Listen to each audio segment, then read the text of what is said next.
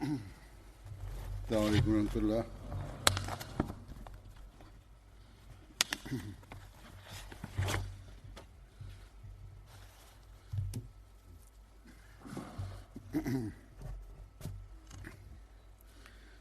أشهد أن لا إله إلا الله وحده لا شريك له وأشهد أن محمدا عبده ورسوله أما بعد فأعوذ بالله من الشيطان الرجيم بسم الله الرحمن الرحيم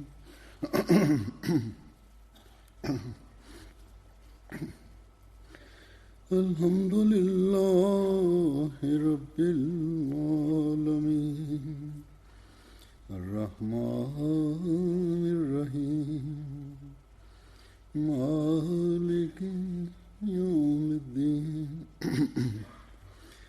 إياك نعبد وإياك نستعين اهدنا الصراط المستقيم صراط الذين أنعمت عليهم غير المغضوب عليهم ولا الضالين. பதர் போரில் கலந்து கொண்ட ஹஜ்ரத் நபிகள் நாயகம் ஸல்லல்லாஹு அலைஹி வஸல்லம் அவர்களின் சஹாபாக்களின் தொடரை எடுத்து கூறி வருகின்றேன். இன்றும் இதனை எடுத்து கூறுவேன். சுற்றுப்பயணம் மற்றும் பல்வேறு ஆண்டு மாநாடுகளின் காரணமாக இத்தொடர் இடையில் விடுபட்டு விட்டது. சஹாபாக்கள் தொடர்பாக நான் இறுதியாக 20 செப்டம்பர் அன்று ஹுத்பா கொடுத்திருந்தேன்.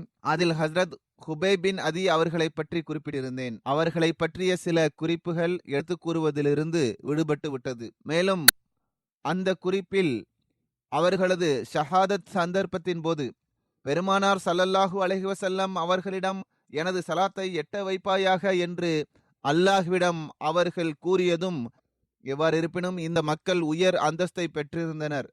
மேலும் அல்லாஹ்வின் நெருக்கத்தை பெறக்கூடியவர்களாக இவர்கள் இருந்தனர். மேலும் அல்லாஹ்வும் இவர்களுடன் எவ்வாறு நடந்து கொண்டான் என்பதும் தெரிய வருகிறது. அதாவது அல்லாஹ்வை தவிர எங்களுக்கு வேறு எந்த வழியும் இல்லை. எனவே எனது சலாத்தை ஹஜ்ரத் நபிகள் நாயகம் ஸல்லல்லாஹு அலைஹி வஸல்லம் அவர்களுக்கு எட்ட வைப்பாயாக என்று அவர்கள் கூறினார்கள். அல்லாஹ்வும் ஹஜ்ரத் நபிகள் நாயகம் ஸல்லல்லாஹு அலைஹி வஸல்லம் அவர்களுக்கு வைத்து விட்டான். மேலும் பெருமானார் ஸல்லல்லாஹு அலைஹி வஸல்லம் அவர்கள் அங்கு சபையில் அமர்ந்திருந்தவாறு வா அலைக்கும் கூறினார்கள்.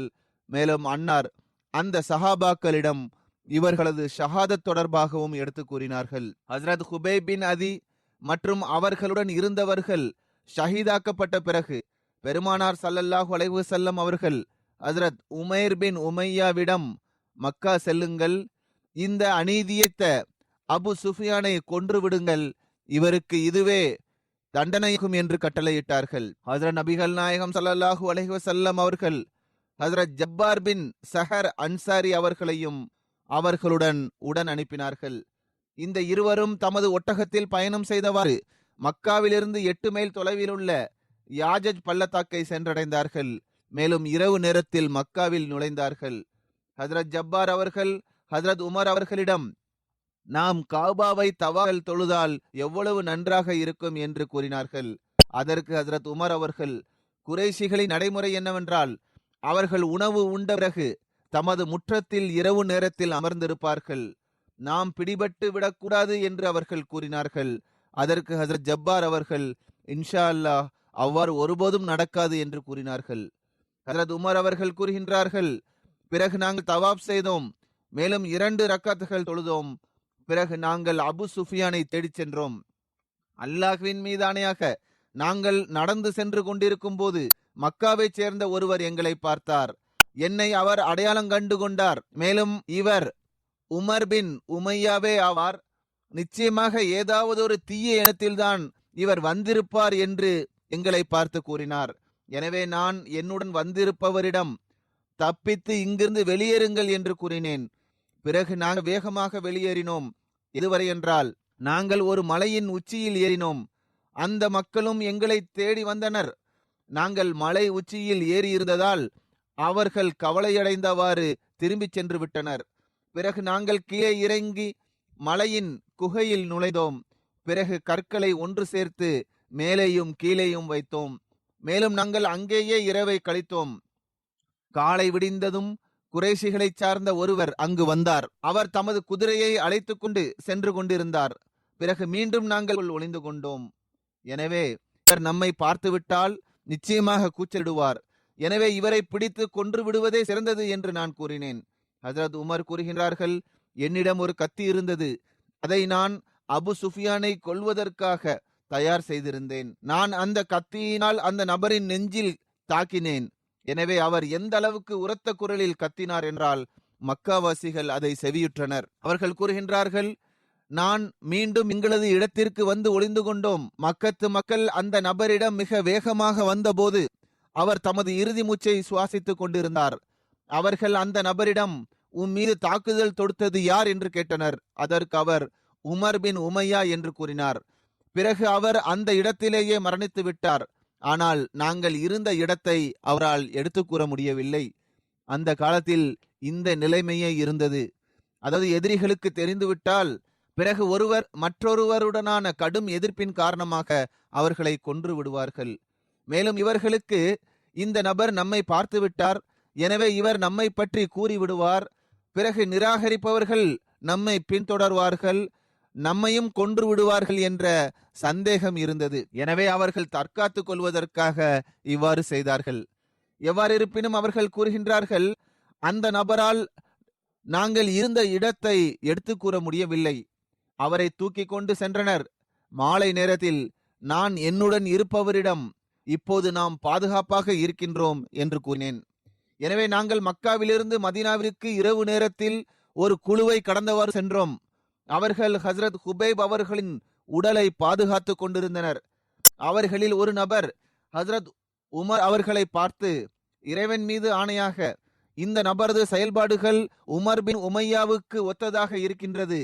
இன்று அவர் மதீனாவில் இருந்திருக்கவில்லை என்றால் பிறகு இவரே உமர் பின் உமையா என்று நான் கூறியிருப்பேன் என்று கூறினார். இங்கும் அல்லாஹ் அவர்களது கண்களில் திரையிட்டு விட்டான்.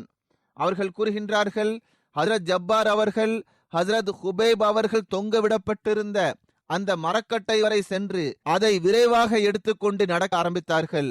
பிறகு அந்த மக்களும் அவர்களுக்கு பின்னால் ஓடினார்கள். இன்னொரு அறிவிப்பில் இவ்வாறு வருகிறது, அவர்கள் மது போதையில் இருந்தார்கள். சிலர் தூங்கிக் கொண்டிருந்தனர், சிலர் கண் விழித்திருந்தனர். எவ்வாறு இருப்பினும் இவர்களால் அவர்களை பிடிக்க முடியவில்லை. மேலும் இவர்கள் வேகமாக எடுத்துக்கொண்டு ஓடினர். இறுதியில் ஹஜ்ரத் ஜப்பார் அவர்கள் யாஜஜ் மலையில் சேலாபி என்ற பெயருடைய இடத்தை அடைந்த பிறகு அந்த மரக்கட்டையை அவர்கள் அதற்குள் எரிந்து விட்டார்கள். பிறகு அந்த மக்களும் பின்னாலேயே தொடர்ந்து வந்தார்கள். ஆனால் அல்லாஹ் அந்த மரக்கட்டையை அந்த நிராகரிப்பவர்களின் கண்களிலிருந்து மறைத்து விட்டான். மேலும் அவர்களால் அதை தேடி பிடித்து கண்டுபிடிக்க முடியவில்லை. ஹஜ்ரத் உமர் அவர்கள் கூறுகின்றார்கள், பிறகு நான் சென்றேன். மக்காவிலிருந்து 25 மைல் தொலைவில் உள்ள எஜ்னான் என்ற மலையை சென்றடைந்தேன்.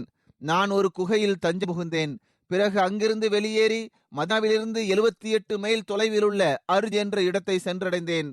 பிறகு நான் சென்றவாறே மதீனாவிலிருந்து 60 மைல் தொலைவில் உள்ள நக்கீஹ் என்ற இடத்தை அடைந்தபோது குறைஷிகளின் இணை வைப்பவர்களைச் சேர்ந்த இருவர் என்னை பார்த்தனர். இந்த இருவரையும் மதீனாவில் உளவு பார்ப்பதற்காக குறைஷிகள் அனுப்பியிருந்தனர். நான் அவர்களிடம், நீங்கள் ஆயுதங்களை கீழே போட்டு விடுங்கள், நீங்கள் உளவு பார்க்க வந்துள்ளீர்கள் என்பது தெரிந்துவிட்டது என்று கூறினேன். ஆனால் அவர்கள் கேட்கவில்லை. எனவே அவர்களில் ஒருவருடன் அங்கேயே நான் சண்டையிட்டவாறு ஒருவனை கொன்றுவிட்டேன், மற்றொருவரை கைதியாக்கிவிட்டேன். பிறகு அவரை கட்டியவாறு மதீனாவிற்கு அழைத்து வந்தேன். இன்னொரு அறிவிப்பிற்கேற்ப ஹஜ்ரத் உமர் பின் உமையா ஜம்ரி அவர்கள் அறிவிக்கின்றார்கள், ஹஜ்ரத் நபிகள் நாயகம் ஸல்லல்லாஹு அலைஹி வஸல்லம் அவர்கள் அன்னாரை மட்டுமே உளவு பார்க்க அனுப்பினார்கள். மேலும் ஹஜ்ரத் ஹுபைப் அவர்களை மரக்கட்டையிலிருந்து இறக்க வேண்டும் என்பதற்காக அனுப்பினார்கள் என்று வருகின்றது. அன்னார் கூறுகின்றார்கள், இரவு நேரத்தில் நான் ஹஜ்ரத் ஹுபைப் அவர்களின் மரக்கட்டைக்கு அருகில் சென்றேன். மேலும் அதற்கு மேல் ஏறினேன். அப்போது என்னை எவரும் பார்த்துவிடக் கூடாது என்று நான் அஞ்சினேன். அந்த மரக்கட்டையை நான் அவிழ்த்தபோது அது தரையில் விழுந்து விட்டது. பிறகு நான் பார்த்தேன், அந்த மரக்கட்டை மறைந்து விட்டது அல்லது பூமி அதை விழுங்கிவிட்டது. பிறகு அப்போதிருந்து இப்போது வரை அந்த மரக்கட்டை தொடர்பாக எவரும் கூறவில்லை. ஹசரத் உமர் பின் உமையா ஜம்ரி அவர்கள் கூறுகின்றார்கள், நான் ஹசரத் ஹுபைப் அவர்கள் கட்டப்பட்டிருந்த கயிற்றை அவிழ்த்து அவர்களை அதிலிருந்து தனியாக எடுத்து கீழே கிடத்தினேன். நான் எனக்கு பின்னால் ஒரு கால் ஓசையை கேட்டேன். நான் திரும்பி பார்த்தபோது எனக்கு எதுவும் தென்படவில்லை. மேலும் ஹசரத் ஹுபைப் அவர்களின் உடலும் மறைந்து விட்டது. முதல் அறிவிப்பே சரியானதாக தெரிகின்றது. அதாவது அவர்கள் ஓடி சென்றவாறு நதியில் அதை எரிந்து விட்டார்கள். மேலும் நதி அதை இழுத்து சென்று விட்டது. பல்வேறு அறிவிப்புகள் வருகின்றன. எவ்வாறு இருப்பினும் அவர்களின் உடல் பூமியில் மறைந்து விட்டது. அதை எவராலும் கண்டுபிடிக்க முடியவில்லை. நிராகரிப்பவர்கள் அந்த உடலுடன் கண்ணிய குறைவாக நடக்க முடியாமல் ஆயிற்று. அல்லாஹ் அதனை பாதுகாப்பாக வைத்தான். ஹசரத் ஹுபைப் பின் அதி அவர்கள் கைதியாக ஆக்கப்பட்ட சம்பவம் தொடர்பாக ஒரு அறிவிப்பு இவ்வாறு வருகின்றது. அதாவது மாவியா ஹுஜேர் பின் அபு ஏஹாப் அவர்களால் விடுதலை செய்யப்பட்ட அடிமை பெண்ணின் வீட்டில்தான் ஹசரத் ஹுபைப் அவர்கள் கைதியாக இருந்தார்கள். மாவியா பிற்காலத்தில் இஸ்லாத்தை ஏற்றுக்கொண்டார்கள். மேலும் அவர்கள் மிகச் சிறந்த முஸ்லீமாக நிரூபணமானார்கள். மாவியா இந்த சம்பவத்தை பற்றி பின்னாட்களில் எடுத்து கூறினார்கள். அதாவது அல்லாஹின் மீது ஆணையாக நான் ஹுபைப் அவர்களை தவிர சிறந்த வேறு எவரையும் கண்டதில்லை. கதவிலிருந்து பார்ப்பேன், அவர்கள் சங்கிலியால் கட்டப்பட்டிருப்பார்கள். எனது அறிவிற்கேற்ப அன்றைய நாட்களில் பூமியின் மேற்பரப்பில் உண்பதற்காக எந்த திராட்சை பழமும் இருந்ததில்லை. இந்த பகுதியிலேயே எந்த திராட்சை பழமும் இருக்கவில்லை. ஆனால் ஹசரத் ஹுபைப் அவர்களின் கையில் ஒரு மனிதனின் தலைக்கு சமமாக திராட்சை பழத்தின் கொத்து இருந்தது. அதாவது பெரிய கொத்து ஒன்று அன்னாரது கரங்களில் இருந்தது. அதிலிருந்து அவர்கள் உண்டார்கள். அது அல்லாஹுவின் ரிஸ்கே அன்றி வேறு ஒன்றுமில்லை. ஹசரத் ஹுபைப் அவர்கள் தஹஜ்ஜுத் தொழுகையில் திருக்குரானை ஓதுவார்கள். பெண்கள் அதை செவியுற்று அழுவார்கள். மேலும் அவர்களுக்கு ஹசரத் ஹுபைப் அவர்களின் மீது கருணை ஏற்படும்.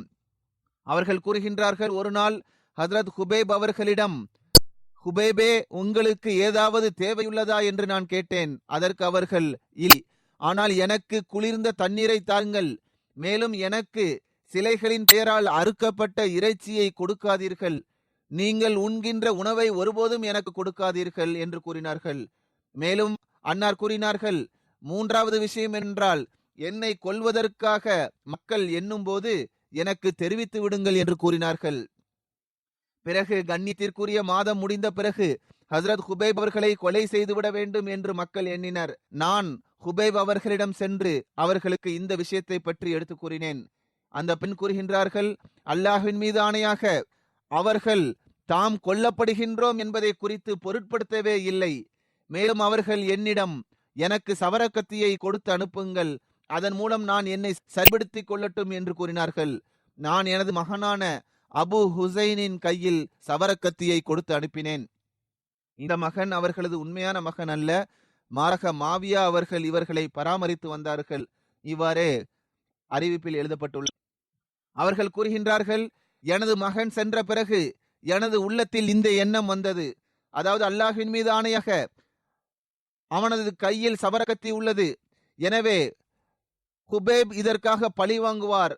நான் என்ன செய்து விட்டேன்? நான் எனது மகனின் கையிலேயே சவரக்கத்தியை கொடுத்து அனுப்பிவிட்டேனே. இவ்வாறு ஹுபைப் அவர்கள் சவரக்கத்தியினால் எனது மகனை கொன்றுவிட்டு ஆணுக்கு பதிலாக ஆண் என்று கூறி விடுவாரே என்ற எண்ணம் வந்தது. அறிவிப்பில் வருவது என்னவென்றால், அந்த குழந்தை விளையாடியவாறு அவர்களிடம் சென்றது. அவனது கையில் சவரக்கத்தி இருந்தது என்று வருகிறது. ஆனால் இன்னொரு அறிவிப்பு இவ்வாறு விரிவாக வருகிறது. அதாவது அந்த குழந்தை நன்கு புரியும் திறன் கொண்டதாகவும் அதன் கையில் எந்த பொருளையும் கொடுத்தனுப்பும் தகுதியை பெற்றிருந்ததாகவும் வருகிறது. எனவே அவர்கள் அந்த சவரக்கத்தியை அந்த குழந்தையிடம் கொடுத்து அனுப்பினார்கள். மேலும் அவர்கள் கூறுகின்றார்கள், அவன் சென்றதால் ஹுபைப் இவ்வாறு கூறிவிடுவார், அதாவது நீங்கள் என்னை கொலை செய்கின்றீர்கள், எனவே நானும் இந்த கொலையை செய்து விடுகின்றேன் என்று கூறிவிடுவார். பிறகு எனது மகன் சவரக்கத்தியை எடுத்துக்கொண்டு அவர்களிடம் சென்றபோது அவர்கள் நகைச்சுவையாக அந்த குழந்தையிடம், நீ மிக பெரிய தைரியசாலியாக இருக்கின்றாயே, உனது தாய்க்கு எனது நம்பிக்கை துரோகத்தை குறித்து அச்சம் இல்லையா? உனது கைகளில் சவரக்கத்தியை கொடுத்து அனுப்பியுள்ளார், ஆனால் நீங்களோ என்னை கொலை செய்ய நாடியுள்ளீர்கள் என்று கூறினார்கள். ஹஜ்ரத் மாவியா அவர்கள் கூறுகின்றார்கள், ஹுபைப் அவர்கள் கூறியவற்றை நான் கேட்டுக்கொண்டிருந்தேன். நான் ஹுபைபே, அல்லாஹ்வின் அடைக்கலத்தின் காரணமாக நான் அச்சமின்றி இருக்கின்றேன். நான் நீங்கள் வணங்கக்கூடியவற்றின் மீது நம்பிக்கை கொண்டவாறு இந்த குழந்தையிடம் சவரக்கத்தியை கொடுத்து உங்களிடம் அனுப்பி வைத்தேன். எனது மகனை கொலை செய்துவிட வேண்டும் என்பதற்காக நான் அவனை உங்களிடத்தில் அனுப்பவில்லை என்று கூறினேன். அதற்கு ஹுபைப் அவர்கள், நான் இவனை ஒருபோதும் கொலை செய்ய மாட்டேன், நாங்கள் எங்களது மார்க்கத்தில் ஏமாற்றுதலை ஆகமானதாக கருதவில்லை என்று கூறினார்கள். அவர்கள் கூறுகின்றார்கள், பிறகு நான் ஹசரத் ஹுபைப் அவர்களிடம், மக்கள் உங்களை கொலை செய்வதற்காக காலையில் இங்கிருந்து அழைத்து கொண்டு செல்வார்கள் என்ற விஷயத்தை எடுத்து கூறினேன். சங்கிலியால் கட்டப்பட்டிருந்த அவர்களை அடுத்த நாள் மக்கள் மக்காவிலிருந்து மதினாவிற்கு செல்லக்கூடிய 3 மைல் தொலைவில் உள்ள தனீம் என்ற இடத்திற்கு அழைத்து சென்றார்கள். மேலும் ஹுபைப் அவர்கள் கொல்லப்படும் இந்த காட்சியை காண்பதற்காக குழந்தைகள், பெண்கள், அடிமைகள் மற்றும் மக்காவிலிருந்து அதிகமானோர் அங்கு வந்தனர். மேலும் இந்த கூற்றிற்கேற்ப எவருமே மக்காவில் இருக்கவில்லை என்று வந்துள்ளது. போரில் கொல்லப்பட்ட தமது முன்னோர்களுக்காக பழிவாங்க வேண்டும் என்று விரும்பியவர்கள் தமது கண்களை குளிர்ச்சியூட்டுவதற்காகவும், மேலும் எவர்களுக்கு பழிவாங்கும் எண்ணம் இருக்கவில்லையோ ஆனால் அவர்கள் இஸ்லாம் மற்றும் முஸ்லிம்களின் எதிரியாக இருந்தார்கள், எனவே அவர்கள் எதிர்ப்பை வெளிப்படுத்தியவாறு மகிழ்ச்சி அடைவதற்காக அங்கு சென்று அவர்கள் எவ்வாறு கொல்லப்படுகின்றார்கள் என்பதை பார்ப்போம் என்பதற்காகவே அங்கு வந்தனர். பிறகு ஹசரத் ஹுபைப் அவர்கள் ஜயித் பின் தஸ்னாவுடன் தனீம் என்ற இடத்தை சென்றடைந்தார்கள். பிறகு இணை வைப்பவர்களின் கட்டளைக்கேற்ப ஒரு பெரிய மரக்கட்டை வெட்டப்பட்டது. மேலும் ஹுபைப் அவர்கள் அந்த மரக்கட்டைக்கு அருகில் சென்றதும், எனக்கு 2 ரக்கத்துகளை தொழுவதற்கு வாய்ப்பு கிடைக்குமா என்று கேட்டார்கள். அதற்கு மக்கள் சரி என்று கூறினார்கள். ஹஜரத் ஹுபைப் அவர்கள் 2 ரக்கத்துகளை சுருக்கமாக தொழுதார்கள், தொழுகையை நீண்டதாக தொழவில்லை. ஆக இதுவே அந்த பெண்ணின் அறிவிப்புகளாகும். இப்னு சாத் அவர்கள் தொடர்பாக எந்த அறிவிப்புகள் எல்லாம் எடுத்து கூறப்பட்டுள்ளதோ அதற்கேற்ப மாவியா அவர்கள் ஜுஹைர் பின் அபு ஏகாப் அவர்களால் விடுதலை செய்யப்பட்ட அடிமை பெண் ஆவார்கள். இவர்களது வீட்டில்தான் ஹுபைப் அவர்கள் கைதியாக இருந்துள்ளார்கள் என்று வந்துள்ளது. அல்லாமா இப்னு அப்துல் பர் அவர்களின் கூற்றிற்கேற்ப ஹஜரத் ஹுபைப் அவர்கள் உக்பாவின் வீட்டில் கைதியாக இருந்தார்கள். மேலும் உக்பாவின் மனைவியே அன்னாருக்கு உணவிற்கான ஏற்பாட்டை செய்தும் நேரத்தில் அவர்கள் ஹுபைப் அவர்களை விடுவித்து விடுவார்கள் என்று எழுதப்பட்டுள்ளது. அல்லாமா இப்னு அசீர் அவர்கள் எழுதுகின்றார்கள், அதாவது அந்த மரக்கட்டை பூமியில் நடப்பட்டது, பிறகு அதில் அன்னார் தொங்க விடப்பட்டு ஷஹீதாக்கப்பட்டார்கள், ஷஹீதானார்கள் என்று வந்துள்ளது. ஹஜரத் முஸ்லிமோத் ரலியல்லாஹு தஆலா அன்ஹு அவர்கள் இந்த கொலை சம்பவம் தொடர்பாக எழுதுகின்றார்கள், இந்த காட்சியை காண்பதற்காக மக்கத்து தலைவனான அபு சுஃபியானும் வந்திருந்தான். அவன் ஜயித் அவர்களை பார்த்து, முஹம்மது ஸல்லல்லாஹு அலைஹி வஸல்லம், உங்களிடத்திலும் நீங்கள் உங்களது வீட்டில் நிம்மதியாக இருப்பதையும் நீங்கள் விரும்பவில்லையா என்று கேட்டான். அதற்கு ஜயித் அவர்கள் கடுங்கோபத்துடன், அபு சுஃபியானே, நீர் என்ன கூறுகின்றீர்? இறைவன் மீது ஆணையாக ஹஜ்ரத் நபிகள் நாயகம் ஸல்லல்லாஹு அலைஹி வஸல்லம் அவர்களின் பாதங்களில் முற்கள் குத்துவதை காட்டிலும் நான் மரணிப்பதே சிறந்தாகும் என்று கூறினார்கள். இந்த பற்றுணர்வின் வெளிப்பாட்டின் காரணமாக அபு சுஃபியானால் மிகுந்த தாக்கத்திற்கு ஆளாகாமல் இருக்க முடியவில்லை. அவன் மிகவும் வியப்புடன் ஜயித் அவர்களை பார்த்தான். மேலும் குரலை தாழ்த்தியவாறு ஜயித் அவர்களிடம், எவ்வாறு முஹம்மதின் தோழர்கள் அன்பு கொண்டுள்ளார்களோ அது போன்ற அன்பை வேறு எவர் மீதும் செய்ததாக நான் கண்டதில்லை என்பதற்கு இறைவனே சாட்சியாவான் என்று கூறினான். ஆக இதுவே சஹாபாக்கள் பெருமானார் ஸல்லல்லாஹு அலைஹி வஸல்லம் அவர்களிடம் கொண்டிருந்த அன்பு மற்றும் பற்றுணர்வு மற்றும் உயிரை தியாகம் செய்யும் தரமாக இருந்தது. பிறகு அல்லாஹ் அவர்களுடன் எவ்வாறு நடந்து கொண்டான் என்பதும் வெளிப்பட்டு விட்டது. இறைவனது வழியில் கொல்லப்படும் போது அவர்களின் தரம் என்னவாக இருந்தது? எந்த பக்கத்தில் அவர்கள் விழுந்தாலும் எங்களுக்கு ஒன்றுமல்ல, வலப்பக்கமோ இடப்பக்கமோ, முன்னால் விழுந்தாலோ அல்லது பின்னால் விழுந்தாலோ நான் இறைவனுக்காக உயிரை தியாகம் செய்கின்றேன் என்ற உணர்வே அவர்களிடம் இருந்தது. அவர்களிடம் இருந்த ஆசையை அவர்கள் கொல்லப்படுவதற்கு முன்பாக வெளிப்படுத்தியும் காட்டினார்கள். அதுவும் அல்லாஹுக்கு முன்பாக சஜிதா செய்ய வேண்டும், 2 ரக்காத் நஃபில் தொழ வேண்டும். மேலும் பெருமானார் ஸல்லல்லாஹு அலைஹி வஸல்லம் அவர்களுக்கு சலாத்தை எட்ட வைப்பதற்கான ஆசையே அவர்களிடம் மிகுதியாக இருந்தது. அதனை அல்லாஹ்வும் நிறைவேற்றினான், சலாத்தையும் எட்ட வைத்தான். ஹஜ்ரத் நபிகள் நாயகம் ஸல்லல்லாஹு அலைஹி வஸல்லம் அவர்கள் மீது எந்த அளவுக்கு அவர்களுக்கு அன்பு இருந்ததென்றால், அன்னாரது பாதங்களில் முற்கள் குத்துவதை கூட அவர்களால் சகித்துக் கொள்ள முடியவில்லை. ஹஜ்ரத் பெருமானார் ஸல்லல்லாஹு அலைஹி வஸல்லம் அவர்களுக்காக தம்மையை அவர்கள் அர்ப்பணித்தார்கள். தமது உயிரை பற்றி எந்த கவலையும் அவர்கள் கொள்ளவில்லை. இவர்களே அல்லாஹ்வின் திருப்தியை பெறக்கூடிய மக்களாக திகழ்ந்தனர். அடுத்து நான் எடுத்து கூற இருக்கின்ற சஹாபியின் பெயர் ஹஜ்ரத் அப்துல்லா பின் அபி பின் சலூல் ஆவார்கள். அன்னார் அன்சார்களின் ஹஜ்ரத் கோத்திரத்தின் பனு அவுஃப்கையை சார்ந்தவர். அன்னார் நயவஞ்சகர்களின் தலைவனான அப்துல்லா பின் அபி பின் சுலூல் அவர்களின் மகானாவார்கள். ஹஜ்ரத் நபி ஸல்லல்லாஹு அலைஹி வஸல்லம் அவர்களின் மிகவும் களப்பற்ற சஹாபியாக அன்னார் திகழ்ந்தார்கள். அன்னாரின் தாயாரின் பெயர் ஹவுலா பின்த் முன்சிர் ஆகும். அறியாமை காலத்தில் அன்னாரது பெயர் குப்பாப் ஆகும். ஹஜ்ரத் நபி ஸல்லல்லாஹு அலைஹி வஸல்லம் அவர்கள் அன்னாரது பெயரை அப்துல்லா என்று மாற்றி வைத்தார்கள். மேலும் கூறினார்கள், குப்பாப் ஷைத்தானின் பெயராகும்.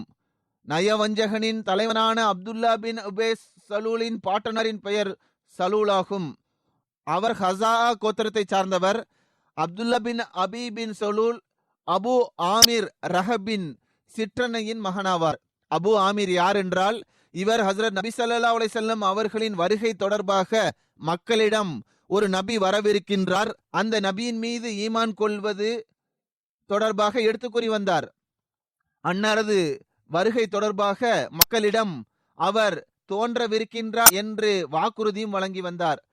அபு ஆமீர் அறியாமை காலத்தில் தடித்த ஆடைகளை அணிந்து வந்தார், துறவரத்தை மேற்கொண்டிருந்தார். அல்லாஹ் தனது தூதர் ஸல்லல்லாஹு அலைஹி வஸல்லம் அவர்களை அனுப்பிய போது இவர் முகம் திருப்பி விட்டார். மேலும் பொறாமை மூழ்கியவாறு கிளர்ச்சி செய்ய ஆரம்பித்தார். மேலும் நிராகரிப்பிலேயே நிலைத்து நின்றார். இணை வைப்பவர்களுடன் இணைந்து ஹஜ்ரத் நபிகள் நாயகம் ஸல்லல்லாஹு அலைஹி வஸல்லம் அவர்களுடன் போர் செய்வதற்காக வெளியேறினார். எனவே ஹஜ்ரத் நபி ஸல்லல்லாஹு அலைஹி வஸல்லம் அவர்கள் இவனது பெயரை ஃபாசிக் என்று வைத்தார்கள். ஹஜ்ரத் அப்துல்லாஹ்வின் பிள்ளைகளில் உபாதா, ஜலிஹா, ஹைஸ்மா மற்றும் ஹவுலி மற்றும் அமாமா ஆகியோரை பற்றிய குறிப்பு காணப்படுகின்றது. அன்னார் இஸ்லாத்தை ஏற்றுக்கொண்டார்கள். அன்னார் கண்ணியமிக்க சஹாபாக்களில் ஒருவர் ஆவார்கள். அன்னார் பெருமானார் ஸல்லல்லாஹு அலைஹி வஸல்லம் அவர்களுடன் இணைந்து பதர், உஹது மற்றும் ஏனைய அனைத்து போர்களிலும் கலந்து கொண்டார்கள். அன்னார் எழுத படிக்க தெரிந்திருந்தார்கள். ஹஜ்ரத் ஐஷா அவர்கள் ஹஜ்ரத் அப்துல்லாஹ்விடமிருந்து ஹதீஸை அறிவித்துள்ளார்கள். அன்னாருக்கு வஹியை எழுதும் நர்பாகியமும் கிடைத்துள்ளது. ஒரு அறிவிப்பில் வருகின்றது, உஹது போரில் ஹஜ்ரத் அப்துல்லா அவர்களின் மூக்கு வெட்டப்பட்டு விட்டது. எனவே பெருமானார் ஸல்லல்லாஹு அலைஹி வஸல்லம் அவர்கள் அவர்களிடம் தங்கத்தாலான மூக்கை வைக்குமாறு கூறியதாக வந்துள்ளது. இன்னொரு அறிவிப்பில் இவ்வாறு வருகிறது, உஹது போரின் சந்தர்ப்பத்தில் அன்னாரது 2 பற்கள் உடைந்து விட்டன. எனவே பெருமானார் ஸல்லல்லாஹு அலைஹி வஸல்லம் அவர்கள் தங்கத்தாலான பற்களை வைக்குமாறு அன்னாரிடம் கூறியதாகவும் வருகிறது. அறிவிப்பாளர் அறிவிக்கின்றார், பற்கள் தொடர்பான அறிவிப்பே சரியானதும் மிகவும் பிரசித்தி பெற்றதும் ஆகும். மேலும் இதுவே சரியாகவும் நமக்கு தோன்றுகிறது. அறிவிக்கக்கூடிய சிலர் சில நேரங்களில் மிகைப்படுத்தி கூறிவிடுகின்றனர், அல்லது சரியான செய்தியை அவர்களால் புரிந்து கொள்ள முடியாமல் போய்விடுகின்றது. எவ்வாறு இருப்பினும் பற்கள் உடைந்துவிட்ட அறிவிப்பே சரியானதாக தெரிகின்றது. பெருமானார் ஸல்லல்லாஹு அலைஹி வஸல்லம் அவர்கள் கூறினார்கள், தங்கத்தால் ஆன பற்களை வைத்துக் கொள்ளுங்கள். எனவே அவர்கள் அதனை வைத்து வந்தார்கள். அந்த காலத்தில் கிரவுன் வைத்து வந்தார்கள். உஹது போரில் அபு சுஃபியான் முஸ்லிம்களிடம் அடுத்த வருடம் நாம் மீண்டும் பதர் மைதானத்தில் சந்திப்போம் என்று அறைகூவல் விடுத்தான். இந்த சம்பவத்தை பற்றி எடுத்து கூறியவாறு சீரத் காத்தமுன் நபியினில் ஹஜ்ரத் மிர்சா பஷீர் அகமது அவர்கள் பல்வேறு வரலாற்றில் இருந்து கருத்துக்களை ஒன்றிணைத்தவாறு இந்த முடிவை எட்டியுள்ளார்கள். அதனை அந்த நூலில் குறிப்பிட்டுள்ளார்கள். அதாவது, உஹது மைதானத்திலிருந்து திரும்பிய போது அபு சுஃபியான் முஸ்லிம்களிடம் அடுத்த வருடம் பதர் மைதானத்தில் எங்களுக்கும் உங்களுக்கும் போர் நடைபெறும் என்று அறைகூவல் விடுத்தான். ஹஜ்ரத் நபி ஸல்லல்லாஹு அலைஹி வஸல்லம் அவர்கள் இந்த அறைகூவலை ஏற்றுக்கொள்வதாக அறிவித்தார்கள். எனவே அடுத்த வருடம் ஹிஜ்ரி 4ஆம் ஆண்டு ஷவ்வால் மாதத்தின் இறுதியில் பெருமானார் ஸல்லல்லாஹு அலைஹி வஸல்லம் அவர்கள் 1500 சஹாபாக்களுடன் மதீனாவிலிருந்து வெளியேறினார்கள். மேலும் தமக்கு பின்னால் அப்துல்லாஹ் அவர்களை மதீனாவின் அமீராக நியமித்தார்கள். மற்றொரு புறம் அபு சுஃபியான் பின் ஹரபும் குறைஷிகளை சார்ந்த 2000 போர் படையுடன் மக்காவிலிருந்து வெளியேறினான். ஆனால் உஹது போரில் வெற்றி பெற்றிருந்தும் இவ்வாறு பெரிய கூட்டத்தை கொண்டிருந்த போதிலும் அவனது உள்ளம் அஞ்சியது. இஸ்லாத்தை அழிக்க வேண்டும் என்று அவன் நாடியிருந்தும் எப்போது வரை மிக பெரிய கூட்டத்தை ஒன்று கூட்டவில்லையோ அப்போது வரை முஸ்லிம்களுக்கு எதிராக போர் செய்வதற்கு செல்லக்கூடாது என்றே அவன் விரும்பினான். அவன் மக்காவில் இருந்தவாறே நயீம் என்ற பெயருடைய ஒருவனை மதினாவை நோக்கி அனுப்பி வைத்தவாறு எப்படியாவது முஸ்லிம்களை அச்சுறுத்தி உண்மை மற்றும் பொய்யான கதைகளை எடுத்து கூறி போருக்காக அவர்கள் வெளியேறுவதிலிருந்து தடுத்து நிறுத்தி விடுமாறும் அவனுக்கு கட்டளையிட்டிருந்தான். எனவே அந்த நபர் மதீனாவிற்கு வந்து குறைஷிகள் போருக்காக ஆயத்தமாகுவது மற்றும் அவர்களின் ஆற்றல் மற்றும் அவர்களிடம் காணப்படும் ஆக்ரோஷம் தொடர்பாக பொய்யான கதைகளை எடுத்து கூறி மதீனாவில் ஒரு அமைதியற்ற நிலையை ஏற்படுத்தினான். பலவீனமான இயல்பை கொண்ட மக்கள் இந்த போரில் கலந்து கொள்ள அஞ்சினர். ஆனால் பெருமானார் ஸல்லல்லாஹு அலைஹி வஸல்லம் அவர்கள் போருக்காக வெளியேறுமாறு கூறினார்கள். மேலும் அன்னார் தமது சொற்பொழிவில் இவ்வாறு கூறினார்கள்: நாம் நிராகரிப்பவர்களின் அறைகூவலை ஏற்றுக்கொண்டு இந்த சந்தர்ப்பத்தின் போது வெளியேறுவதாக வாக்குறுதி அளித்துள்ளோம். எனவே நாம் இதிலிருந்து பின்வாங்க முடியாது. நாம் இதற்கு மாற்றமாக ஒருபோதும் செயல்பட மாட்டோம். நீங்கள் அஞ்சுகின்றீர்கள் என்றால் நான் தனியாக செல்ல நேரிட்டாலும் நான் செல்வேன். மேலும் எதிரிகளுக்கு எதிரில் தனியாக நெஞ்சை நிமிர்த்தியவாறு நிற்பேன் என்று கூறினார்கள். இந்த விஷயத்தை கேட்டு மக்களிடம் இருந்த அச்சம் நீங்கியது. மேலும் அவர்கள் மிகவும் துடிப்புடனும் களப்பற்ற முறையிலும் பெருமானார் ஸல்லல்லாஹு அலைஹி வஸல்லம் அவர்களுடன் இணைந்து போருக்காக வெளியேறுவதற்காக ஆயத்தமாகினர். எவ்வாறு இருப்பினும் பெருமானார் ஸல்லல்லாஹு அலைஹி வஸல்லம் அவர்கள் 1500 சஹாபாக்களுடன் மதீனாவிலிருந்து வெளியேறினார்கள். மற்றொரு புறம் அபு சுஃபியான் தமது 2000 போர் வீரர்களுடன் மக்காவிலிருந்து வெளியேறினான். ஆனால் இறைவனது திட்டம் இவ்வாறு நடந்தது. அதாவது வாக்குறுதிக்கேற்ப முஸ்லிம்கள் பதர் மைதானத்தை வந்தடைந்தனர். ஆனால் குறைஷிகளின் படை சிறிது தூரம் வரை வந்த பிறகு மீண்டும் திரும்பி மக்காவிற்கு சென்று விட்டது. இது எவ்வாறு நடைபெற்றது என்றால், முஸ்லிம்களை அச்சுறுத்துவதற்காக அபு சுஃபியான் தான் அனுப்பிய நயீம் என்பவன் தோல்வியுற்று விட்டான். மேலும் முஸ்லிம்கள் அஞ்சவில்லை. மேலும் போருக்காக அவர்கள் வெளியேறிவிட்டனர் என்ற செய்தி அவனுக்கு தெரிய வந்ததும் அவன் அஞ்சினான். மேலும் தமது படையை சார்ந்தவர்களிடம் இந்த வருடம் அதிகமாக பஞ்சம் ஏற்பட்டுள்ளது. மேலும் மக்களும் நெருக்கடியில் உள்ளனர். எனவே இந்த நேரத்தில் சண்டையிடுவது சரியானதாக இருக்காது. செல்வ செழிப்பான நிலை ஏற்படும் போது, நிலைமைகள் சரியாகும் போது அதிகமான ஆயத்தங்களுடன் மதீனாவின் மீது தாக்குதல் தொடுக்கலாம் என்று கூறி படையினரை திருப்பி அழைத்து அவன் சென்று விட்டான். எவ்வாறு இருப்பினும் இஸ்லாமிய படை 8 நாட்கள் வரை பதர் மைதானத்தில் தங்கியது. அந்த இடத்தில் துல்காதா மாதத்தில் ஒவ்வொரு ஆண்டும் திருவிழா நடக்கும். இந்த திருவிழாவில் அதிகமான சஹாபாக்கள் கலந்து கொண்டனர். மேலும் இந்த திருவிழாவின் மூலம் அவர்கள் வியாபாரம் செய்து அதிகமான லாபத்தை அடைந்தனர். இவ்வாறும் கூறப்படுகின்றது. அதாவது அவர்கள் அங்கு தங்கியிருந்த 8 நாட்களில் அவர்கள் தமது பொருட்களை 2 மடங்காக ஆக்கிக் கொண்டனர். அவர்களிடம் இருந்த பொருட்கள் 2 மடங்காக ஆகிவிட்டது. திருவிழா முடிந்த பிறகு குறைஷிகளின் படையும் வராததினால் பெருமானார் ஸல்லல்லாஹு அலைஹி வஸல்லம் அவர்கள் பதர் மைதானத்திலிருந்து திரும்பிச் சென்றார்கள். மேலும் குறைஷிகள் மக்காவிற்கு சென்று மீண்டும் மதீனாவின் மீது தாக்குதல் தொடுக்க ஆயத்தமாகினர். இந்த போர் பத்ருல் மௌஅத் என்று அழைக்கப்படுகின்றது. ஹஜ்ரத் அப்துல்லா அவர்கள் ஹிஜ்ரி 12ஆம் ஆண்டு ஹஜ்ரத் அபூபக்கர் அவர்களின் ஹிலாஃபத் காலகட்டத்தில் யமாமா போரில் ஷஹீதானார்கள். சஹீ புகாரியில் ஹஜ்ரத் அப்துல்லா அவர்களின் தந்தையான அப்துல்லா பின் அபி பின் சலூல் அவர்கள் தொடர்பாக வருகின்றது. இந்த அறிவிப்புகளை நான் எடுத்துக் கூறுவதன் நோக்கம் நேரடியாக அவற்றிற்கு தொடர்பு இல்லை என்றாலும் வரலாறு தொடர்பாக தெரிந்திருக்க வேண்டும் என்பதற்காக எடுத்துக் கூறுகின்றேன். ஹஜ்ரத் உசாமா பின் ஜெயித் அவர்கள் கூறுகின்றார்கள், பெருமானார் ஸல்லல்லாஹு அலைஹி வஸல்லம் அவர்கள் ஒரு கழுதையில் பயணம் செய்தார்கள். அதில் துணி போடப்பட்டிருந்தது. அன்னார் ஸல்லல்லாஹு அலைஹி வஸல்லம் அவர்கள் ஹஜ்ரத் உசாமா பின் ஜெயித் அவர்களை தமக்கு பின்னால் அமர்த்தி கொண்டார்கள். அன்னார் பனு ஹாரிஸ் பின் ஹஸ்ரஜின் பகுதியில் வசித்து வந்த ஹஜ்ரத் சாத் பின் உபாதா அவர்களை நலம் விசாரிப்பதற்காக சென்று கொண்டிருந்தார்கள். இந்த சம்பவம் பதர் போர் நடைபெறுவதற்கு முன்பு நடந்த சம்பவமாகும். ஹஜ்ரத் உசாமா கூறி வந்தார்கள், நாங்கள் சென்று கொண்டிருக்கையில் அப்துல்லா பின் அபி பின் சலூல் அமர்ந்திருந்த ஒரு சபையை கடந்து சென்றோம். அந்த சபையில் சில இணை வைப்பவர்களும் இருந்தனர், சில யூதர்களும் இருந்தனர், சில முஸ்லிம்களும் அமர்ந்திருந்தனர். இந்த அனைவரும் ஒருவர் மற்றொருவருடன் இணைந்திருந்தனர். இந்த சபையில் ஹஜ்ரத் அப்துல்லா பின் ரவாஹா அவர்களும் இருந்தார்கள். பெருமானார் ஸல்லல்லாஹு அலைஹி வஸல்லம் அவர்கள் சலாம் கூறி அங்கு தங்கினார்கள்.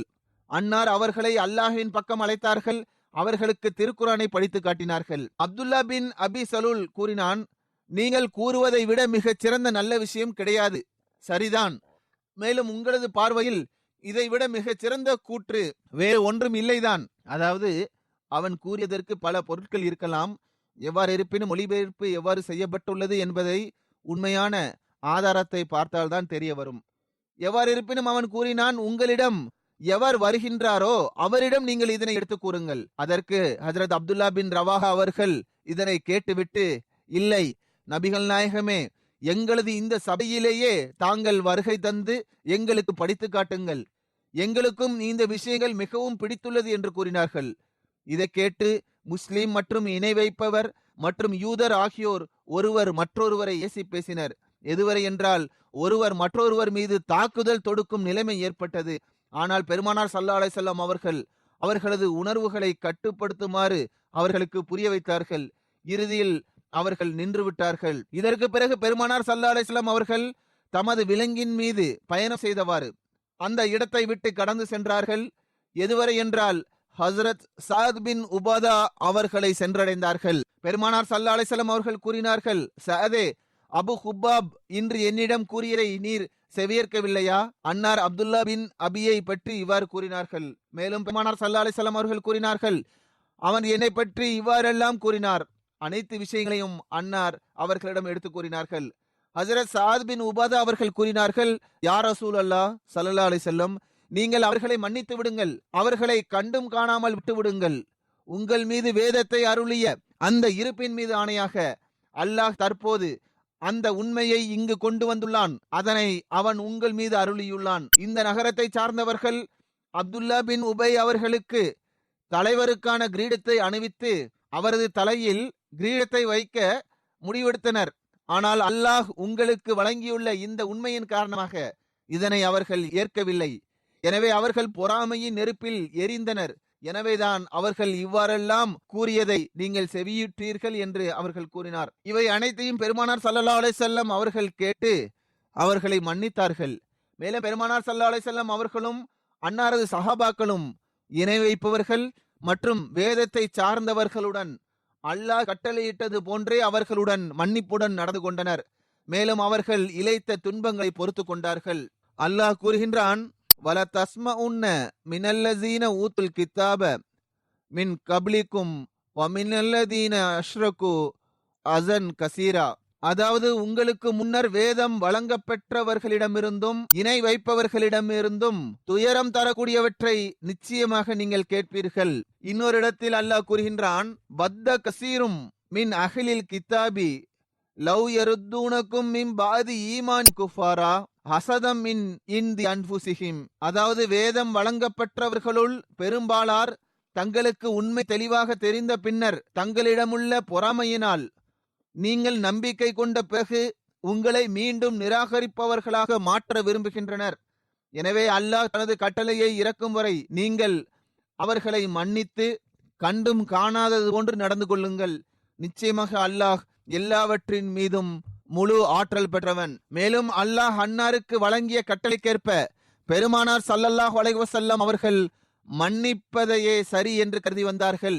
இறுதியில் அல்லாஹ் அன்னாருக்கு அனுமதி வழங்கினான். பெருமானார் ஸல்லல்லாஹு அலைஹி வஸல்லம் அவர்கள் பதர் மைதானத்தில் அவர்களை எதிர்த்து போரிட்டார்கள். அல்லாஹ் இந்த போரில் குறைஷிகளின் நிராகரிப்பாளர்களில் பெரும் பெரும் தலைவர்களை கொன்றான். எனவே அப்துல்லா பின் அபி பின் சலூல் மற்றும் அவனுடன் இருந்த இணை வைக்கக்கூடிய சிலைகளை வணங்கக்கூடியவர்கள் இப்போது இந்த அமைப்பு மகத்தானதாக ஆகிவிட்டது என்று கூறினர். எனவே அவர்கள் பெருமானார் ஸல்லல்லாஹு அலைஹி வஸல்லம் அவர்களிடம் இஸ்லாத்தில் நிலைத்து நிற்பதாக பையத் செய்தனர். மேலும் முஸ்லிமாயினர். அவர்கள் ஏற்றுக்கொண்ட இஸ்லாமும் கூட எத்தகையதாக இருந்தது என்றால், பதர் போரில் முஸ்லிம்களுக்கு வெற்றி கிடைத்தது. எனவே அவர்கள் அஞ்சியவாறு இஸ்லாத்தை ஏற்றுக்கொண்டனர். எவ்வாறு இருப்பினும் நான் எடுத்து கூறிய இந்த அறிவிப்புகளுடன் இவர்களுக்கு நேரடியாக எவ்வித தொடர்பும் இல்லை என்றாலும் வரலாறு தொடர்பாக தெரிய வேண்டும் என்பதற்காகவே இதனை நான் எடுத்து கூறினேன். இதற்கு பிறகு அப்துல்லா பின் அபி பின் சலூலின் நடவடிக்கைகள் தொடர்பாக ஹஜ்ரத் மிர்சா பஷீர் அஹ்மத் சாப் அவர்கள் இவ்வாறு எடுத்து கூறியுள்ளார்கள். அதாவது உஹது போர் சந்தர்ப்பத்தின் போது பெருமானார் ஸல்லல்லாஹு அலைஹி வஸல்லம் அவர்கள் முஸ்லிம்களை ஒன்று கூட்டி அவர்களிடம் குறைஷிகளுடனான இந்த தாக்குதல் தொடர்பாக ஆலோசனை செய்தார்கள். அதாவது நாம் மதீனாவிலேயே தங்கிவிடலாமா அல்லது வெளியே சென்று போர் செய்யலாமா என்று ஆலோசனை செய்தார்கள். இதில் அப்துல்லா பின் அபீ பின் சலூலும் இருந்தான். இவன் உண்மையில் நயவஞ்சகனாக இருந்தான். ஆனால் பதர் போருக்கு பிறகு வெளிப்படுத்தி காட்டுவதற்காக அவன் முஸ்லீமாக மாறியிருந்தான். பெருமானார் ஸல்லல்லாஹு அலைஹி வஸல்லம் அவர்கள் அவனை ஆலோசனையில் பங்கு பெறச் செய்ததும் இதுவே முதல் முறையாகும். ஆலோசனைக்கு முன்பாக பெருமானார் ஸல்லல்லாஹு அலைஹி வஸல்லம் அவர்கள் குறைஷிகளின் தாக்குதல், அவர்களின் கொலை செய்யும் எண்ணம் தொடர்பாக விரிவாக எடுத்து கூறினார்கள். மேலும் கூறினார்கள், இன்று இரவு கனவில் நான் ஒரு மாட்டை பார்த்தேன். மேலும் எனது வாளின் முனை உடைந்து விட்டதை போன்றும் பிறகு நான் பார்த்தேன் அந்த மாடு அறுக்கப்படுகின்றது. மேலும் எனது கை ஒரு வலுவான மற்றும் பாதுகாப்பான கவசத்திற்குள் நான் வைத்திருப்பதையும் நான் கண்டேன் என்று கூறினார்கள். இன்னொரு அறிவிப்பில் இதுவும் வந்துள்ளது. அதாவது அன்னர் கூறினார்கள், நான் செம்பரி ஆட்டை பார்த்தேன், அதன் முதுகில் நான் பயணம் செய்கின்றேன். இதை கேட்ட சஹாபாக்கள், யா ரசூலல்லாஹ், தாங்கள் இந்த கனவிற்கு என்ன விளக்கம் அளித்தீர்கள் என்று கேட்டார்கள். அதற்கு பெருமானார் ஸல்லல்லாஹு அலைஹி வஸல்லம் அவர்கள் கூறினார்கள், மாடு அறுக்கப்படுவது என்பது எனது சஹாபாக்களில் சிலர் ஷஹீதாவார்கள் என்று நான் கருதுகின்றேன். எனது வாளின் முனை உடைந்து விடுவது என்பது எனது அன்பிற்குரியவர்களில் எவருக்காவது ஷஹாதத் ஏற்படும் என்பதன் பக்கம் சுட்டி காட்டுகின்றது. அல்லது எனக்கு இந்த திட்டத்தில் ஏதாவது கஷ்டம் ஏற்படலாம். மேலும் எனது கையை கவசத்திற்குள் பாதுகாப்பாக வைப்பது என்பது இந்த தாக்குதலை எதிர்கொள்வதற்கு நாம் மதீனாவில் இருப்பதே மிகச் சிறந்தது என்று நான் கருதுகின்றேன் என்று கூறினார்கள். செம்பரி ஆட்டில் பயணம் செய்வது தொடர்பான கனவிற்கு அன்னார் விளக்கம் அளித்தவாறு இவ்வாறு கூறினார்கள். அதாவது இணை வைப்பவர்களின் தலைவர், அதாவது கொடியை உயர்த்தி பிடிப்பவர் இன்ஷா அல்லாஹ் முஸ்லிம்களின் கைகளால் கொல்லப்படுவார். இதற்கு பிறகு பெருமானார் ஸல்லல்லாஹு அலைஹி வஸல்லம் அவர்கள் சஹாபாக்களிடம் தற்போதைய நிலையில் நாம் என்ன செய்ய வேண்டும் என்று ஆலோசனை கேட்டார்கள். சில பெரிய சஹாபாக்கள் நிலைமைகளை கருத்தில் கொண்டவாறு நன்கு சிந்தித்தவாறு ஒரு குறிப்பிட்ட அளவு பெருமானார் ஸல்லல்லாஹு அலைஹி வஸல்லம் அவர்களின் கனவின் தாக்கத்திற்கு ஆளாகி மதீனாவில் இருந்தவாறே நாம் போரை எதிர்கொள்வது சிறந்ததாகும் என்று கூறினார்கள். நயவஞ்சகர்களின் தலைவனான அப்துல்லா பின் அபீ பின் சலூலும் இந்த கருத்தையே கொண்டிருந்தான். அவனும் பெருமானார் ஸல்லல்லாஹு அலைஹி வஸல்லம் அவர்களும் இந்த கருத்தையே விரும்பினார்கள். மேலும் கூறினார்கள், இதிலிருந்து நாம் மதீனாவிலிருந்து போரை எதிர்கொள்வோம் என்பது தெரிய வருகின்றது என்று அன்னார் கூறினார்கள். ஆனால் பெரும்பாலான சஹாபாக்கள், குறிப்பாக பதர் போரில் கலந்து கொள்ளாத இளைஞர்கள், தாம் ஷஹீதாகி மார்க்கத்திற்கு தொண்டு செய்ய விரும்பினர். அவர்கள் மிகவும் அதற்காக ஏங்கிக் கொண்டிருந்தனர். எனவே அவர்கள் நகரத்தில் இருந்து வெளியேறி பரந்த மைதானத்தில் நாம் போர் செய்ய வேண்டும் என்று கூறினர். அவர்கள் எந்த அளவுக்கு அழுத்தமாக தமது கருத்தை தெரிவித்தனர் என்றால், பெருமானார் ஸல்லல்லாஹு அலைஹி வஸல்லம் அவர்கள் அவர்களது ஆர்வத்தை பார்த்தவாறு அவர்களது கூற்றை ஏற்றுக்கொண்டார்கள். மேலும் பரந்த மைதானத்தில் நிராகரிப்பவர்களை எதிர்கொள்வோம் என்று அன்னார் முடிவெடுத்தார்கள். பிறகு ஜும்மா தொழுகைக்கு பிறகு பெருமானார் ஸல்லல்லாஹு அலைஹி வஸல்லம் அவர்கள் முஸ்லிம்களிடம் அல்லாஹ்வின் வழியில் ஜிஹாது செய்வதற்காக இந்த போரில் கலந்து கொண்டு நற்கூலியை பெறுமாறு பொதுவான அறிவிப்பை செய்தார்கள். பிறகு அன்னார் தமது வீட்டிற்கு சென்றார்கள். அங்கு ஹஜ்ரத் அபூபக்கர், ஹஜ்ரத் உமர் அவர்களின் உதவியுடன் தலைப்பகையை கட்டினார்கள், ஆடையை அணிந்தார்கள். பிறகு ஆயுதங்களை ஏந்தியவாறு அல்லாஹ்வின் பெயரால் வெளியே வந்தார்கள். ஆனால் இந்த இடைப்பட்ட நேரத்திற்குள் அவுத்ரத்தின் தலைவரான ஹஜ்ரத் சஅத் பின் மாஸ் அவர்கள் மற்றும் மற்ற பெரிய சஹாபாக்கள் அனைவரும் இணைந்து புரிய வைத்ததன் காரணமாக அவர்களுக்கு தமது தவறுக்கான உணர்வு ஏற்பட்டது. அதாவது பெருமானார் ஸல்லல்லாஹு அலைஹி வஸல்லம் அவர்களது கருத்துக்கு எதிரில் தமது கருத்திற்கு அழுத்தம் தரக்கூடாது என்று அவர்கள் எடுத்து கூறி புரிய வைத்தனர். எனவே இவர்களில் பெரும்பான்மையினர் வெட்கத்திற்கு ஆளாகினர். பெருமானார் ஸல்லல்லாஹு அலைஹி வஸல்லம் அவர்கள் ஆயுதங்களை அணிந்து கொண்டும் இதர போர் கவசங்களை அணிந்து கொண்டும் வெளியே வருவதைக் கண்ட இந்த மக்களுக்கு அதிகமாக தலைகுனிவு ஏற்பட்டது. அவர்கள் அனைவரும் ஒன்றாக இணைந்து பெருமானார் ஸல்லல்லாஹு அலைஹி வஸல்லம் அவர்களிடம், யா ரசூலல்லாஹ், நாங்கள் தவறிழைத்து விட்டோம். நாங்கள் உங்களது கருத்திற்கு எதிராக எங்களது கருத்திற்கு அழுத்தம் கொடுத்து விட்டோம் என்று கூறினர். நீங்கள் எவ்வாறு எண்ணுகின்றீர்களோ அவ்வாறே செய்யுங்கள், இன்ஷா அல்லாஹ் அதில் தான் பரக்கத் இருக்கும் என்றும் கூறினார்கள். அன்னார் கூறினார்கள், போர் கவசங்களை அணிந்த பிறகு அல்லாஹ்வின் கட்டளை இல்லாமல் அதை கலற்றுவது என்பது இறைவனின் நபிமார்களின் கண்ணியத்திற்கு எதிரானதாகும். எனவே இப்போது அல்லாஹ்வின் பெயரால் செல்லுங்கள். நீங்கள் பொறுமையுடன் செயல்பட்டால் பிறகு நிச்சயமாக நினைவில் கொள்ளுங்கள், அல்லாஹ்வின் உதவி உங்களுடன் இருக்கும். இதற்கு பிறகு பெருமானார் ஸல்லல்லாஹு அலைஹி வஸல்லம் அவர்கள் இஸ்லாமிய படைக்கு 3 கொடிகளை தயார் செய்தார்கள். அவுஸ் கோத்திரத்தின் கொடியை உசைத் பின் ஹஸைர் அவர்களிடம் கொடுத்தார்கள். ஹஸ்ரஜ் கோத்திரத்தின் கொடியை ஹுப்பா பின் முன்சிர் அவர்களின் கையில் கொடுத்தார்கள். மேலும் முஹாஜிரின்களின் கொடியை ஹஸ்ரத் அலி அவர்களுக்கு கொடுத்தார்கள். பிறகு மதீனாவிற்கு அப்துல்லா பின் உம்மே மக்தூம் அவர்களை இமாமு சலாத்தாக நியமித்தவாறு சஹாபாக்களின் ஒரு பெரும் படையை தம்முடன் அழைத்து கொண்டு அசர் தொழுகைக்கு பிறகு மதீனாவிலிருந்து வெளியேறினார்கள்.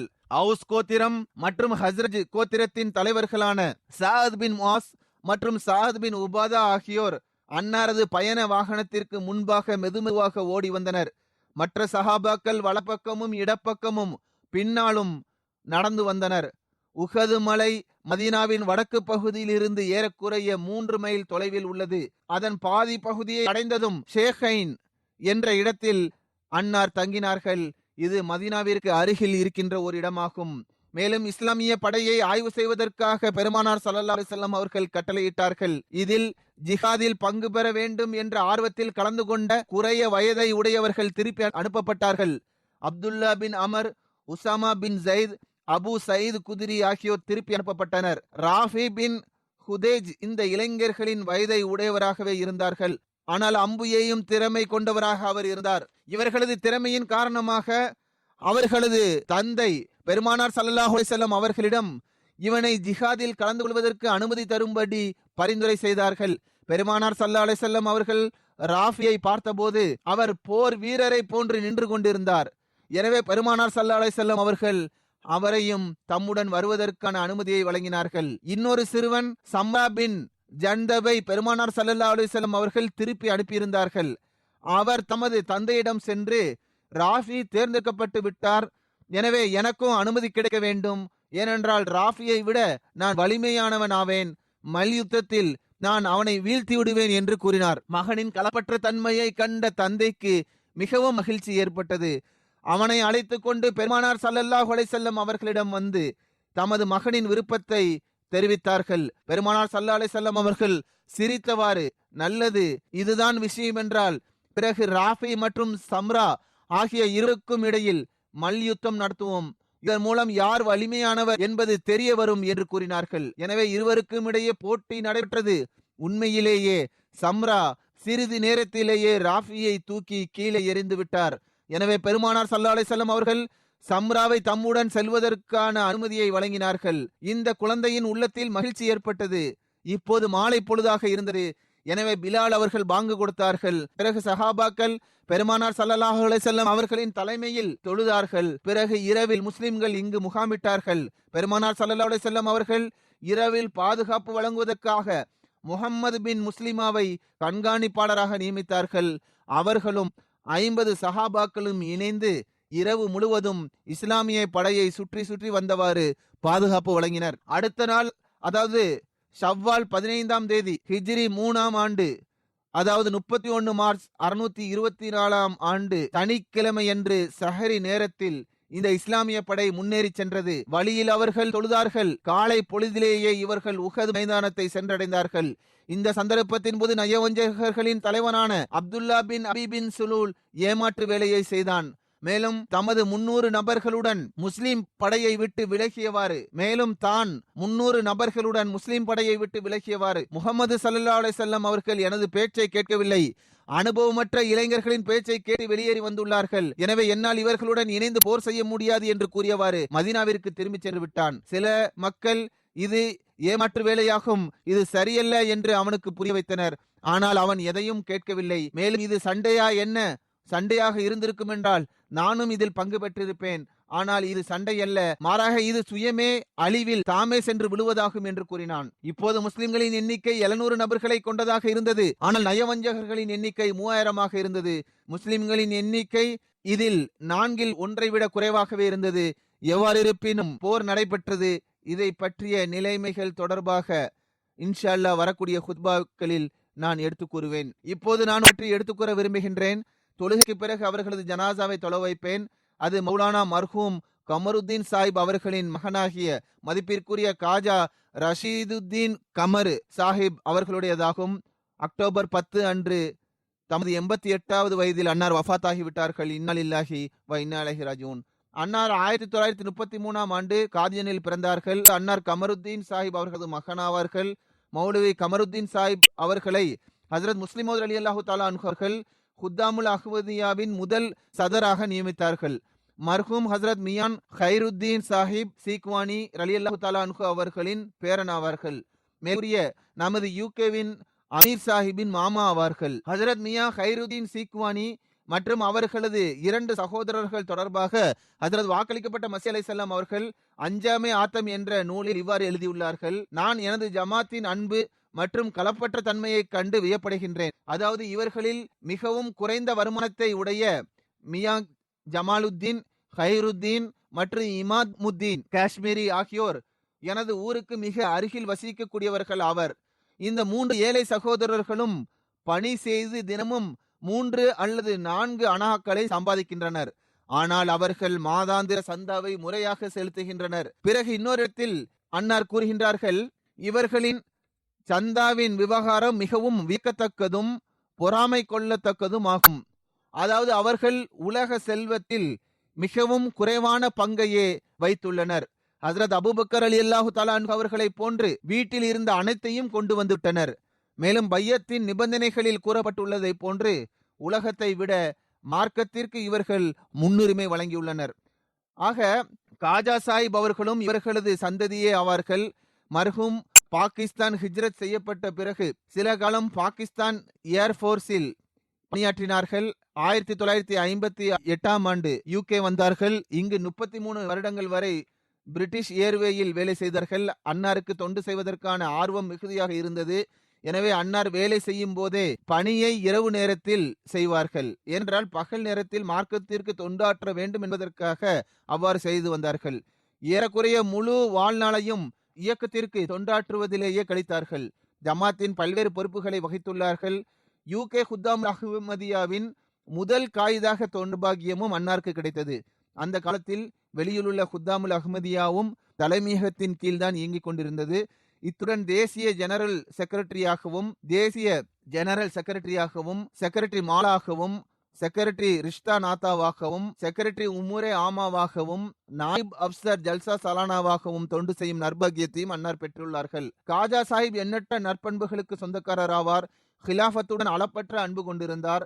மார்க்க பெரியோர்கள், முரப்பிகள் மற்றும் ஜமாத்தின் பொறுப்பாளர்களுக்கு அதிகமாக கண்ணியம் கொடுத்து வந்தார்கள். மிகச்சிறந்த நல்ல மனிதர் ஆவார்.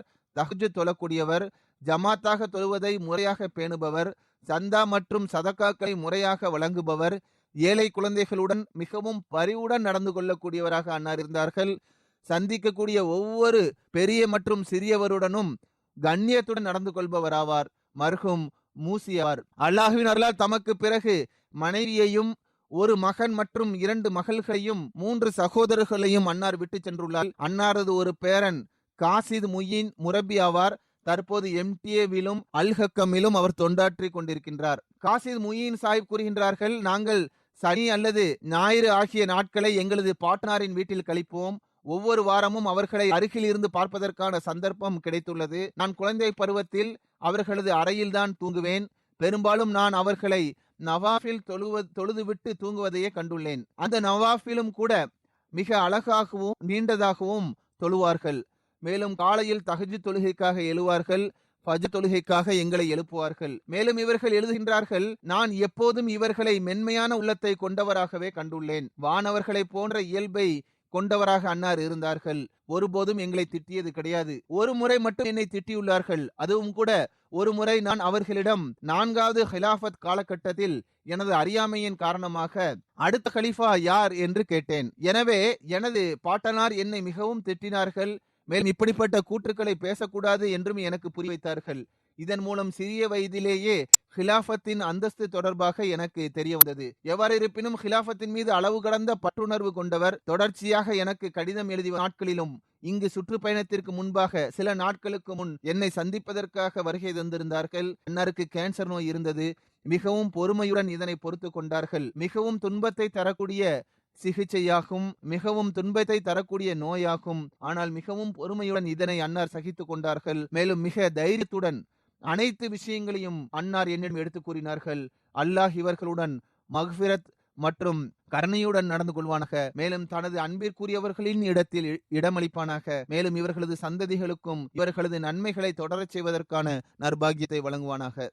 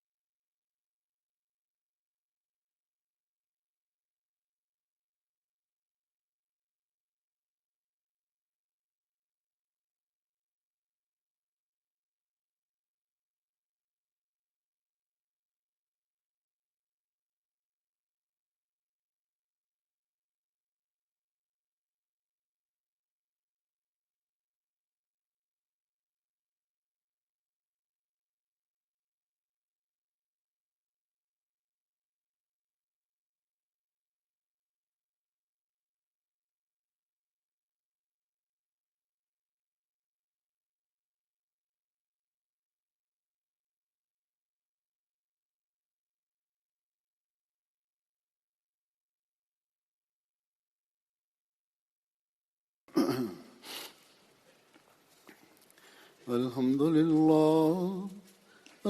لله نحمده ونستعينه ونستغفره ونؤمن به ونتوكل عليه ونعوذ بالله من شرور أنفسنا ومن سيئات أعمالنا من يهده الله فلا مضل له ومن يضلل فلا هادي له ونشهد أن لا إله إلا الله ونشهد أن محمدا عبده ورسوله عباد الله رحمكم الله إن الله يأمر بالعدل والإحسان وإيتاء ذي القربى